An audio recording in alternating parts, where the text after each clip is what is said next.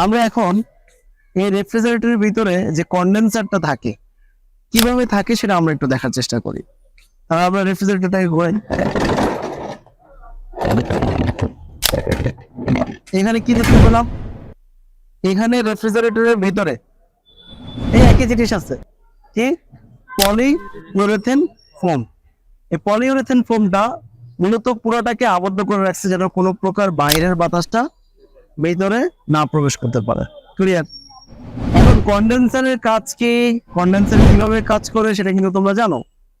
এখন কন্ডেন্সার মূলত আগে মানে আদি যুগে, মানে আজ থেকে আদি যুগ বলতে আমি বোঝাতে চাচ্ছি যে আজ থেকে 50 বছর আগে, 100 বছর আগে, 100 বছর না 50 বা 80 বছর বা 100 বছর কাছাকাছি প্রথম দিকে যখন রেফ্রিজারেটর আবিষ্কার হয় তখন কিন্তু কন্ডেন্সার ইউনিটটা কিন্তু রেফ্রিজারেটরের বাইরে ছিল। কথা কি বুঝতে পারছি? আমরা যে এখন কন্ডেন্সার গুলো সেট করি বাইরে দিয়ে লাগে না, তো সেটা কিন্তু তোমার প্রথম দিকে এইভাবেই ছিল, কিন্তু এখন রেফ্রিজারেটরের ভিতরে যখন তৈরি করা হয় তখন এর ভিতর দিয়ে কন্ডেন্সারটা পেঁচিয়ে দেয়। এখন এখানে দুইটা লাভের মধ্যে একটা লাভ হলো যে এই যে শীটটা থাকে এই শীটটা তো লোহার, তো এটা মরিচা পড়বে না সহজে, এটা একটা লাভ। আর দ্বিতীয় কথা হলো কন্ডেন্সারটা বাইরে থাকবে না, হ্যাঁ, দেখতেও সুন্দর দেখা যাবে। আর কন্ডেন্সারের ভিতরে যে টিউবটা আছে ওর যে মূল কাজ সেটা কিন্তু হয়ে যায়। সাধারণ কন্ডেন্সারে আমরা ফ্রিজ দেখি, কিন্তু এই কন্ডেন্সারের ভিতরে ফ্রিজ আছে? ফ্রিজ নাই। এই ফ্রিজের কাজ করতেছে কে? বডি। এই যে কন্ডেন্সারটা, এই কন্ডেন্সারের ভিতরে টিউবটা কিন্তু এরকম পেঁচানো, এটা কিন্তু বডির এপাশ দিয়েও আছে, এপাশ দিয়েও থাকে। বেশিরভাগ রেফ্রিজারেটর ডানে এবং বামে থাকে, কিছু কিছু নিচে থাকে। যেভাবে ডিজাইন করা থাকুক না কেন ভিতরে কিন্তু টিউবটা এভাবে, এই যে দেখছো কিভাবে পেঁচানো, হ্যাঁ, এভাবে পেঁচানো থাকে। এবং কন্ডেন্সারের যে টিউব দুইটা, কন্ডেন্সারের ইন এবং আউট, এই লাইনটা কোথায় থাকে? ঠিক নিচে কম্প্রেসারের পাশে। ক্লিয়ার? তা আমরা এখন এই বডিটার এই পাশটা কাটবো, কেটে দেখবো এর ভিতরে কি আছে, ওই পাশটা কাটবো, কেটে দেখবো ওই পাশটা কি আছে।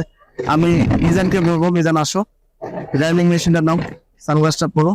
এই পাশটা কন্ডেন্সার পাওয়া যাবে, এটা বেশিরভাগ অংশে ওই পাশে পিছনে দেওয়া হয়। তো রেফ্রিজারেটরে দেখবা যে ডানে বামে কিন্তু গরম হয় অনেক সময়, তো ওইটাও কিন্তু দেখবো কি যে ওখানে কন্ডেন্সার আছে বলে কি হয়, গরম হয়। তাহলে পুরোটাই কিন্তু দেখো ফোম দিয়ে কিন্তু ঢাকা, আবদ্ধ করা, যেন এখানে যদি কোনো কারণে যদি ফোমটা না পৌঁছায় তাহলে কি হবে? তাহলে এখান থেকে কিন্তু ঘামাবে। কথা কি বুঝতে পারছি? যখন রেফ্রিজারেটর উৎপাদন করা হয় এদের কিন্তু ধরো প্রতিদিন যদি 500 রেফ্রিজারেটর তৈরি করা হয়, এর মধ্যে থেকে 5টা 10টা রেফ্রিজারেটর কিন্তু এরকম মিস্টেক হয়, ভুল হয়। তখন ওই রেফ্রিজারেটর গুলো কিন্তু আর বাজারে আসে না, ওইখান থেকেই ওটাকে মানে পুরো একেবারে নষ্ট করে ফেলা হয়। তাহলে এই ফোম গুলো সঠিকভাবে পৌঁছানো কিন্তু একটা গুরুত্বপূর্ণ কাজ। এখন একই নিয়মে আমরা ওই পাশটা কাটি, পাশে কিন্তু কিছু দেখা যাচ্ছে না, মানে এই পাশে কন্ডেন্সার নাই, ও পাশে কন্ডেন্সার। কন্ডেন্সারটা কোথায় ছিল? পিছন সাইডে ছিল, ঠিক আছে। এখন এটার প্রয়োজন মাফিক যতটুকু কন্ডেন্সার দরকার ঠিক ততটুকুই দেওয়া আছে। কোম্পানি পিছনে প্রয়োজন মনে করছে, প্রয়োজন পিছনে দিছে। আবার এখানে এই যে এই চারিদিক দিয়ে একটা কন্ডেন্সারের একটা অংশ দেওয়া আছে যেটাকে বলা হয় বুস্টার লাইন, ঠিক আছে, বুস্টার লাইন। এই চারিদিক দিয়ে টিউব পেঁচানো আছে, এই টিউবটা দিয়ে কি করে, যেন এই জায়গাটা যেহেতু এখান দিয়ে বাতাসটা সার্কুলেট করে, কিছু বাতাস এখান দিয়ে আসতে পারে, এসে এটা যদি ঘামলে কি হবে? মরিচা পরে নষ্ট হয়ে যাবে। যেমন ধরো এই যে এর নিচের অংশটা মরিচা পরে নষ্ট হয়েছে কেন? কারণ এখান দিয়ে পানি পড়ছে, পানি পড়ে এখানে নষ্ট হয়েছে। তো এই জন্য মূলত ওই চারিদিক দেখি কি দেওয়া হয়? কন্ডেন্সারের টিউব দেওয়া হয়। আমরা এটা খুলে দেখি। দক্ষ হয়ে বিদেশ যাব।